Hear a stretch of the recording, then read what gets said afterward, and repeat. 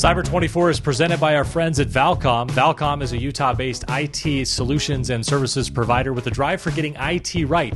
From ironclad security to computing and beyond, Valcom's 35-plus years of experience means they have the experience and the expertise to help your business from the desktop to the data center. Please check them out at vlcm.com. That's vlcm.com.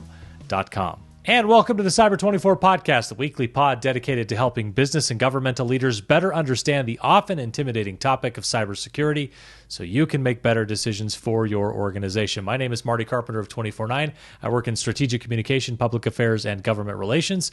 And this week we're talking about security, encryption, VPNs, and why more businesses don't use this, well, frankly, silver bullet of security. Our guest is Brad Hawkins. He's the CEO of SaferNet, and we will tap into his expertise this week. All right, we're glad to have with us today Brad Hawkins, CEO of SaferNet, as our special guest. And Brad, we sure appreciate you taking some time to spend a little time and share some expertise with us. Marty, I appreciate being on your show, and thank you so much for the invite. I look forward to it. Yeah. All right, let's start here. SaferNet. How did you come about starting this company, and what's SaferNet all about? It's interesting. I've owned and run multiple different businesses throughout my life, and kind of wound things down to the place of enjoying being a consultant, and ran across a guy that ended up being a good friend of mine named Patrick Kavanaugh. And he had started a version of SaferNet multiple years ago and called Wi-Fi, and it was struggling. And he asked me if I could consult with him and help him move along. And at one point he just came out and said, "I cannot do this alone. Can you be the CEO?" And I struggled with that decision, but I ended up doing it, and I've just absolutely loved it. It's been so much fun to be able to run it. We've made a lot of changes. SaferNet is basically a 256-bit encrypted VPN. It happens to be a 24/7 always-on VPN, but we've combined three of what we discover, what I consider some of the most important cybersecurity tools, and that is combining a virus protection within the VPN, and it also included 200 internet controls to allow someone to really monitor or manage somebody's network through SaferNet. So it's been quite a project, but it's been an exciting project. Was this the first time sort of jumping into the cybersecurity world, to that industry? Is it something that was an interest for you beforehand, or did it sort of become a passion as you went along? Very good question. I was not an expert, nor do I think anyone is really an expert in cybersecurity, because it changes every 15 minutes. But I've developed software before. I've owned international companies. I've done all kinds of stuff in business. But getting into the cybersecurity world, there's this sense of protecting the world that really kind of, you feel a little bit honored to be able to step into a world where people can rely on you for their safety. And so, I mean, that's where I really found a lot of value in saying, gosh, this can be something long-term that I do that just really allows people to do some amazing things on the internet and in a safe way. So. Yeah. You mentioned a little bit, maybe the term I would use, I don't think you use this term, but in my mind, it's the term that you're a bit of a serial entrepreneur, or you've been involved in a number of businesses.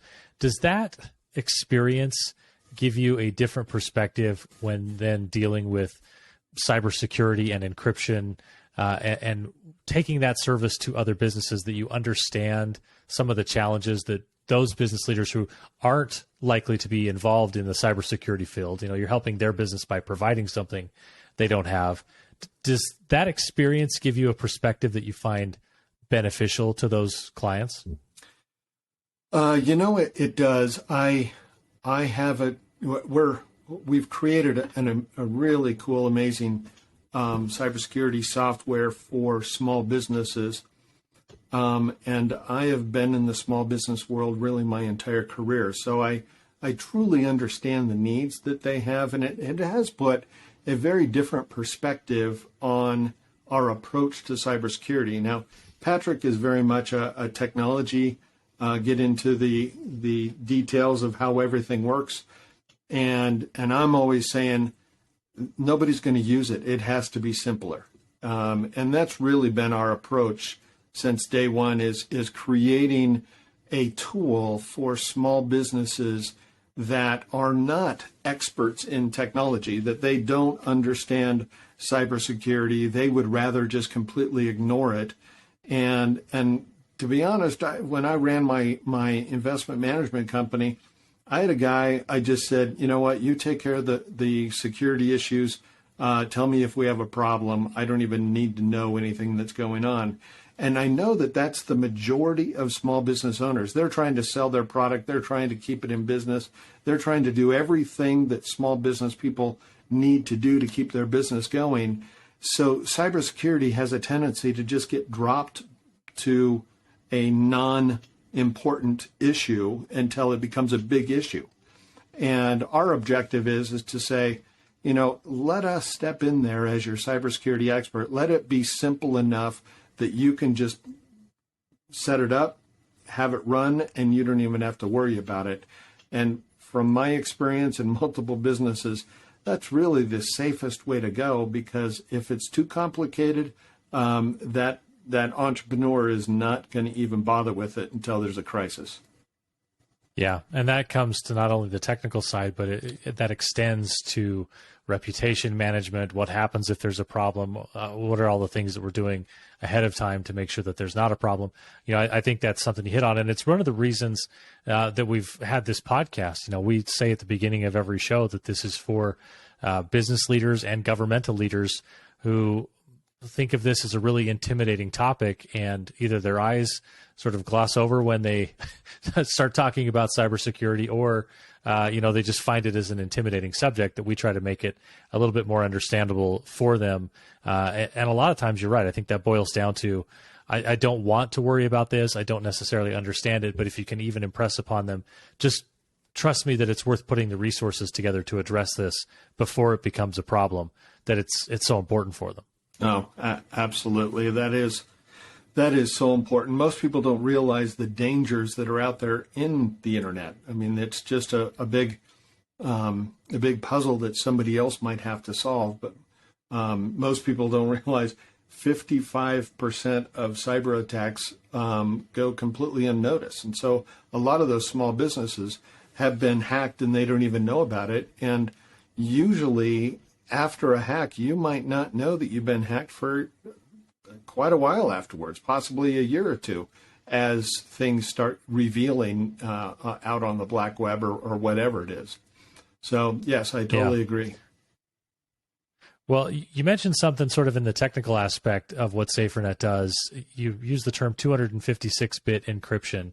And so with that in mind, that we have business leaders, government leaders who aren't necessarily on the techie side of things, can you maybe explain what the benefits are of, or why that's an impressive number, what it means? Just break it down into layman's terms, what we're talking about with 256-bit encryption. Yeah, absolutely. You know, encryption is basically scrambling the data from one point to another. So, you have important things that you're sending from one location to another, or just simply surfing the web. It doesn't even have to be all that important, but anytime you're going from one point to another, that encryption is scrambled. And the 256-bit portion of that is just how we scramble it. There's multiple different ways to encrypt. There's RSA style. It started out as 56-bit. So it's, and that was pretty easy to be hacked. But as it grew, it ended up being a 256-bit, 192-bit, we end up at a 256-bit encrypted. And really what that means is it's encrypted in blocks going through the internet, And the important part that you need to understand about it is that it would take probably a lifetime of a supercomputer to unencrypt that 256-bit encrypted. There's a lot of banks that use that. There's some militaries that use that. It's become a little more of a common usage. The truth is 128-bit encrypted is probably good enough for most people, but it's not that much work to get it a little bit further. And so really that's where we're so happy is to be able to be at that 256-bit encrypted. But I will say that what I would say is probably even more valuable than the 256-bit encrypted, and that is that we're 24/7 always on. Because I know a lot of people throughout all of our research, a lot of our customers, the biggest problem with a VPN is people choosing not to or forgetting to turn it on. And, to fire up their laptop, they're at Starbucks, they turn on their laptop and they do whatever they need to do, and they think, oh my gosh, I need to turn on my VPN. Well, the issue there is that during that period of time, you have no idea what could have been put on your computer at that time. Now, some people think, well, I haven't connected to the internet yet, so I'm safe.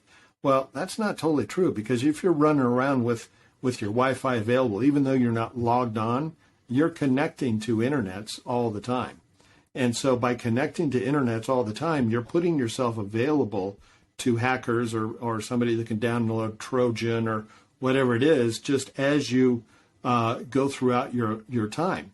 But if you run a 24/7 always-on VPN, it's always protected. And we like to say we've basically extended the firewall of your business to anywhere in the world you happen to take your computer. You've all seen the headlines. Every 39 seconds, there's a new attempted cyber attack in the U.S. As the threat landscape becomes more complex, the need for security operations is greater than ever before. It's time to put experts in your corner. For something as important as your organization's security, having a named engineer and analyst paired with you is critical. Arctic Wolf is a leader in security operations, utilizing a cloud-native security analytics platform to deliver security operations as a concierge service. Arctic Wolf's Security Operations Center as a service is always on guard, with security experts monitoring your environment 24/7. Don't become the next headline. Learn more about Arctic Wolf's redefined cybersecurity approach at vlcmtech.com/arctic-wolf. That's vlcmtech.com/arctic-wolf. With the increasing number of employees working remotely everywhere around the world, businesses are now looking at supporting a mostly, if not fully, remote workforce. But just because security at the office is no longer a high priority, that doesn't mean that remote security should be overlooked or be difficult to manage. To enable remote work security at your business, Valcom recommends WatchGuard Automation Core. WatchGuard's automation security platform speeds up processes, kills threats, and empowers IT teams to do more with less. With WatchGuard, you can apply zero trust principles across networks and applications and help remote employees enable secure Wi-Fi networks. To learn more about remote work security, visit vlcmtech.com/watchguard. That's vlcmtech.com/watchguard.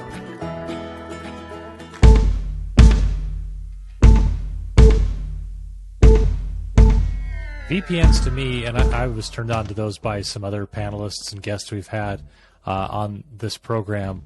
I have one on my computer. I'm pretty religious about using it if I'm out on any kind of public Wi-Fi, which is someone working in consulting. I'm sort of hopping between different hotspots all the time.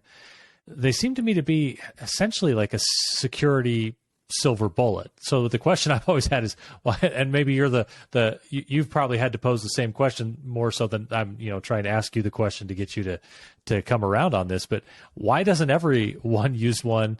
And if everyone suddenly got turned on to this and decided to use one, is there capacity for everyone to use a VPN?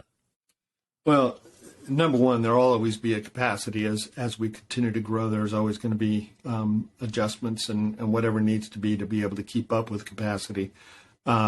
and that sure enough is the way we've operated. We spin up servers as we need to as we grow.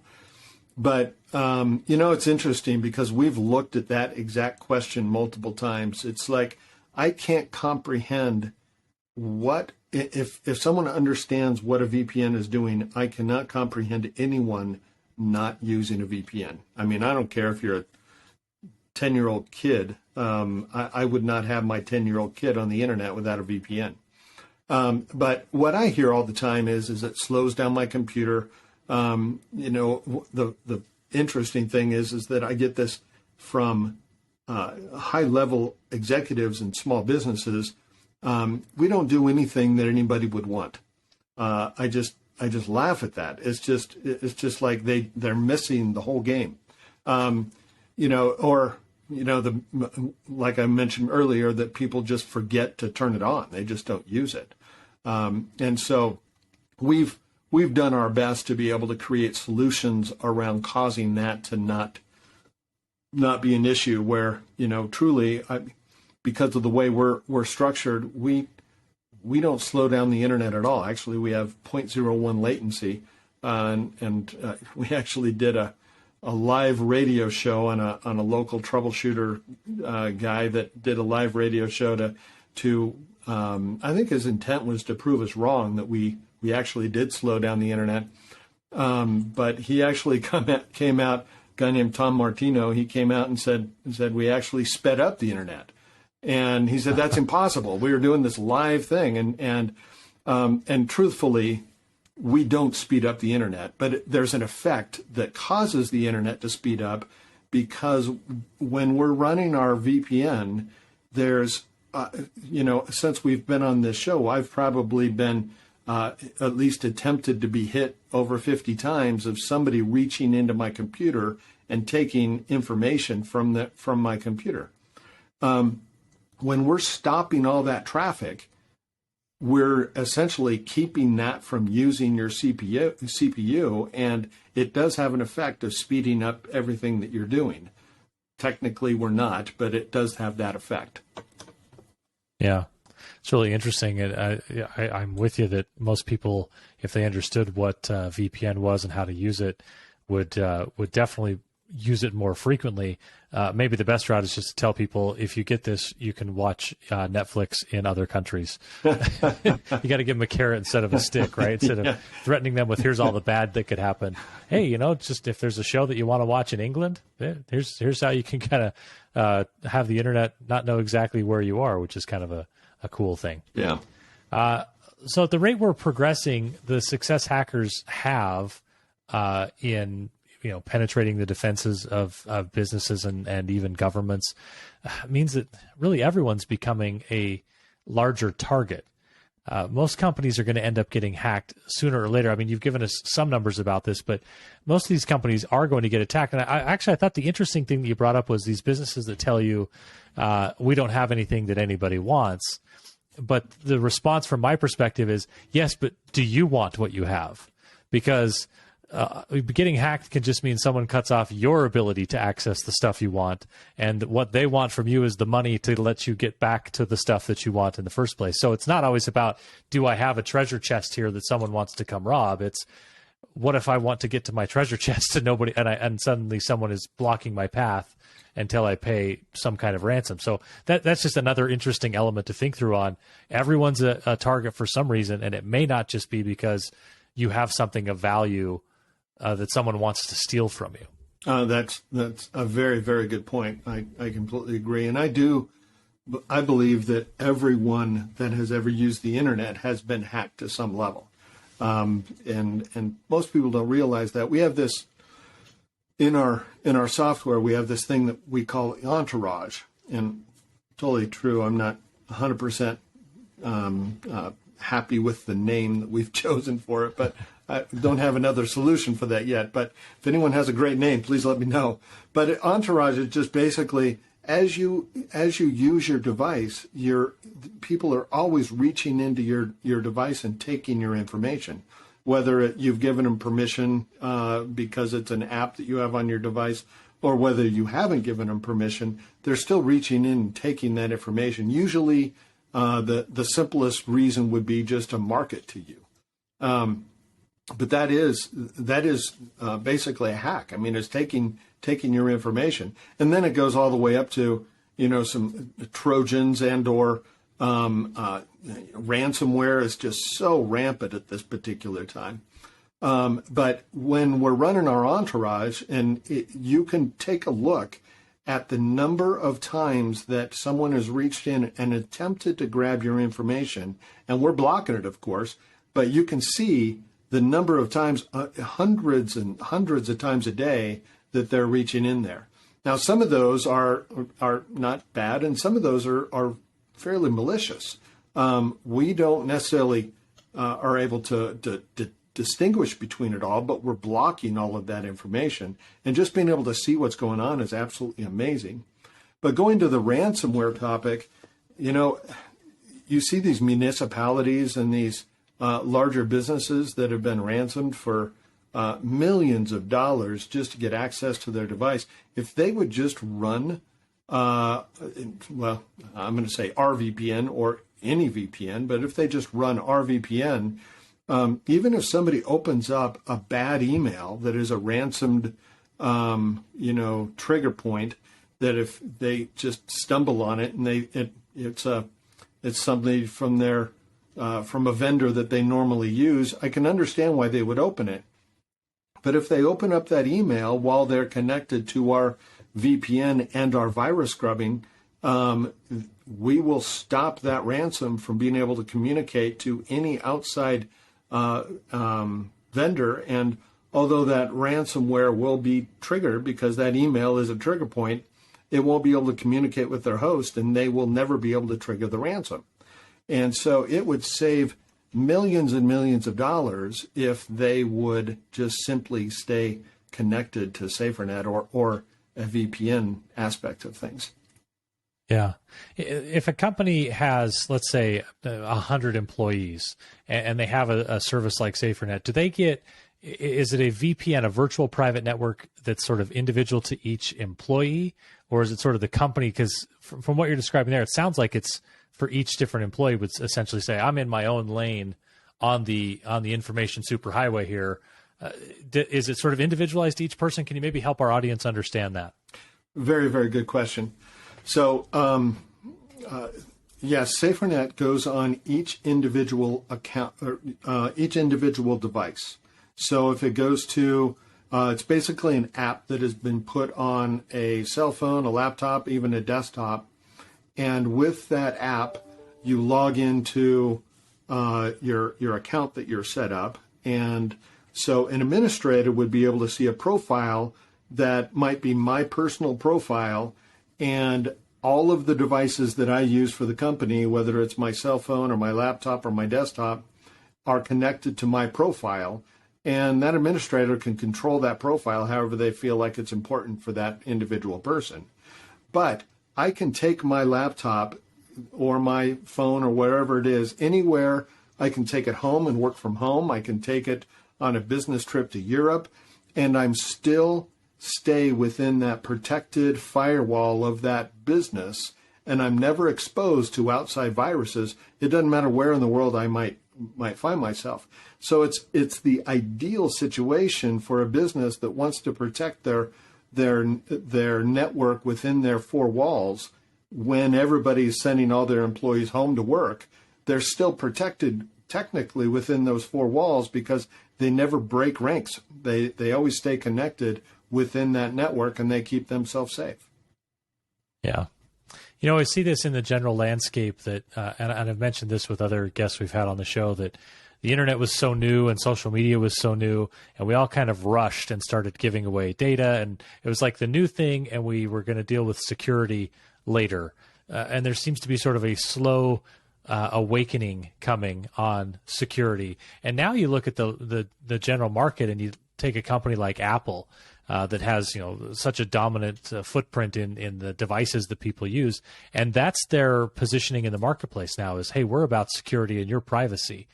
Others maybe not so much. I mean, just in the last couple of weeks, we've had Facebook dealing with the fallout from what are they using your data for, and so on. Do you think that we'll see a continued evolution towards security being prioritized by maybe it's the big tech giants, or maybe it's the marketplace that says, hey, we've really got to start prioritizing security. I'm sure you see it from your clients, but do you think that will be a continuing trend and an evolution, generally speaking? In my mind, you always want to follow the money. And there's this incredible power of data. Data is the greatest powerhouse of all. I mean, you can see these monster tech companies that charge absolutely nothing for their use, and they're the wealthiest companies in the world today. And so it's because they can take that data and they can monetize that data. And so I would assume that those companies will be focused very heavily on cybersecurity, because twofold. One is they want to make sure that nobody gets in and steals their money chain, and number two, they want to make sure that you don't feel like it's a danger to use their tools. And so as we go, I would assume that more and more of these larger companies will want to protect their investment by creating very safe environments so that you will continue to use their tools so that they will continue to get your data. And so as I go through this process, we've done a lot of research, and it's fascinating. You can do some digging, and we're in the process of putting together some pretty major reports. But I would say do some real digging on some of these companies, and even VPN companies, and see who really owns them. See who's owning them and or gathering data. There's some pretty large VPN companies out there that are owned by some Chinese companies and some Russian companies. And so, not saying that they all are. There's some very, very secure VPNs out there as well. But my intent in saying that is that it's all a race to get that data. And VPNs happen to have the ability of gathering more data than really anybody else, because we are creating that tunnel that it travels through. And so the key is what is that VPN company doing, or what are these other companies doing with that data? And so with SaferNet, we dump the data, we don't keep the data, and we're a U.S.-based company that is, we've got to follow all those rules. It's a critical aspect of things. But as we go, there's going to be a balance between who's providing my security. Am I paying for it, or is it coming free? And if it's coming free, I'm probably the product. And do I want them to be taking that data? So the objective is or the overall perspective is, yes, there's going to be a lot of security out there offered, but a good consumer is going to look at it saying, I need to be aware of who is providing it and who's making the money for it. And if it's a free cybersecurity tool, then it's probably not as secure as it might feel like it is in the beginning. Yeah. The old saying that if you're not paying for the service, you're the product. Right? Exactly. So, exactly. If you're giving things away for free. Hey, I'll wrap up with you with this question. Yeah, at this point, is the cat just out of the bag? Does digital privacy really even exist anymore? And how can someone go about minimizing his digital footprint? That is a great question, and I'd like to give what I would consider better news in this, but I do not think that we will ever have complete privacy because we are in such a different world. Now, I do know that there's people that are working on different protocols to the internet, and even different internet protocols, period. I mean, so who knows what direction everything ends up going in the long run. But the objective that I see is that it's our job to protect our data the best that we possibly can. And really being simply aware of the things that are out there is critical. Like what we were just talking about, who's making the money on what is being trying to protect? Is who's owning the cybersecurity that you're buying. My objective would be to say, look for the simple solution first, because the complicated ones oftentimes don't get used. They get pushed off as being too difficult, and that's the reason that we've developed SaferNet the way it is it's simply downloading an app that gives you virus protection and 24/7 always on 256-bit VPN, including 200 internet controls to be able to make sure that your internet experience is what you want it to be. You can filter out 84 different categories of the internet or whatever the case is. But the objective is that it has to be very simple so a non-technical person can run it, manage it, and make it work for everybody that they're responsible for. And that's really our objective at SaferNet, is to get it to the place where anybody can run what we've developed, and it's safe and secure, and you don't have to worry about what happens with your data. Yeah. Brad Hawkins is the CEO of SaferNet. How do people find your services online if they're interested in connecting with you for more? SaferNet.com. That's as nice simple as and it is. SaferNet.com. Go there and give us a try, and you can try it for 14 days for free and see what you think. Okay. Brad, thanks so much for your time and lending us your expertise. Well, it's great being on your show, and thank you so much for the opportunity. As we wrap up for this episode, I want to thank our guest, Brad Hawkins, the CEO of SaferNet. I also want to thank our sponsors at Valcom. At Valcom, you get much more than a dedicated IT retailer. They become an extension of your IT team. So whether you're a startup or an enterprise, Valcom has the technical sales and engineering expertise to make your business more effective and more productive. Check them out, VLCM.com. That's VLCM.com. Special thanks as well to our supporting partners, the Utah Division of Technology Services, the Kempsey Gardner Policy Institute at the University of Utah, the Utah Attorney General's Office, the Utah Department of Public Safety, and of course our friends at Secubon. You can follow us on Twitter at cyber24_, or you can follow us on Facebook as well. Feel free to hit us up in either place. Let us know what you think of the show, or even if you have a topic you'd like us to discuss on a future episode. You can also rate and review the podcast on Apple Podcasts. We love those 5-star ratings. They make a big difference for us and our audience. Thanks, everyone. Stay safe online.